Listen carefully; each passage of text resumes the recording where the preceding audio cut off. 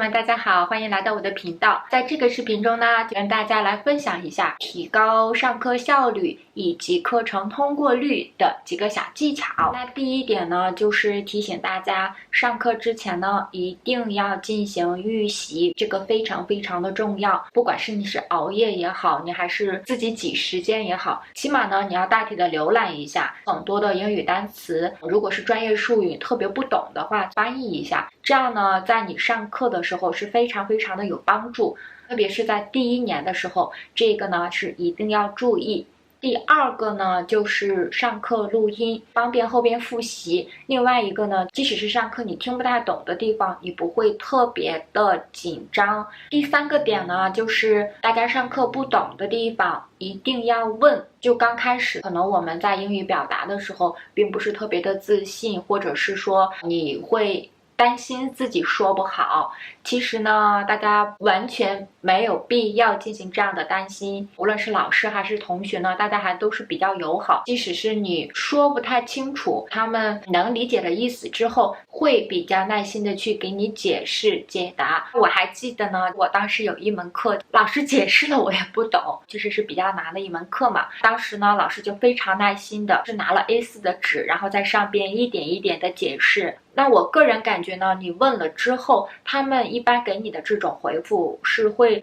即使是你当时不懂，你也是会比较暖心的。所以呢，鼓励大家多开口，多去问，慢慢习惯就好了。第四点呢，就是想跟大家来说，一定要及时复习。特别是刚来的时候呢，一般所有的学生都是跟不上的，很多东西呢就慢慢的堆，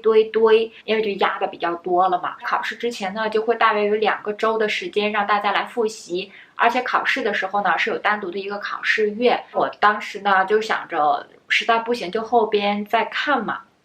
不要。这种方法呢是非常非常的不可取的，还是建议呢大家在上完了一门课程之后，对你的上课的内容呢来进行及时的复习。即使是呢你当时理解不了，还是要把一些主要的内容的点进行笔记整理复习，可以先去理解它的中文部分，这样起码你在后边的课程涉及到相关内容的时候呢，会知道一些，不至于越落越多。最后一点跟大家来说一下呢，就是一定要看清楚你的课程的考试形式。是开卷的还是闭卷的，是口试的还是笔试的，还是各种考试形式结合的。第一年的时候呢，就是我在7门课里边只有1门课是闭卷考试，其他的都是开卷考试。那我很自然的就以为它也是一个开卷考试嘛，结果呢，就是我在考试的前一天才知道是闭卷考试。结果当时就懵了。所以呢，这里还是想跟大家来提一个醒儿，你呢提早呢要看好你的考试形式，特别是像开卷考试呢，因为它是只允许你的笔记带进去嘛，那你在做笔记的时候就打印出来，不要用电子设备来去做相应的笔记，早一点弄清楚，早一点做准备。另外2点呢，就想来说，第一点呢，如果呢你是转专业来留学的同学呢，因为一般转专业，就像我来说，我是需要在这边上很多的大学的课程，比如像我学的最基本的 Python， 最基本的应用统计学，那这些呢都是要跟着所有这边的大学生一起来上，这样呢就是他本来的课程的安排呢是比较合理的。那我就是上了很多的大学的课程之后呢，我的硕士课程的安排就被乱掉了。鉴于这种情况呢，你是可以把你的硕士从它规定的2年延长到3年。当然我说的这个延长呢，是你自己去联系老师，你这种自主的去延长。这个自主的延长呢，就比较有益于你自己来规划你的学习时间。我是有点转专业，然后呢，我还是实践课比较多，所以呢，我就自主的把我的2年的课程延长到3年，这样呢，我就会花更多的时间来进行我的编程的练习，基础呢就会扎实一些。另外一点呢，就是因为我是3年的一个课程嘛，我是已经修完了我所有能修的文化课，准备在下一年拿出半年的时间来规划我的后边的安排吧。如果是我想工作的话，我就可以去找公司实习；如果是我还想去申请博士的话，那我就会更多的有1年或更长的时间在实验室做相关的科研工作。个人感觉呢，就是这样的一个时间的延长，第一个对于你的心理压力、学习压力各方面来说呢，都是一个缓冲。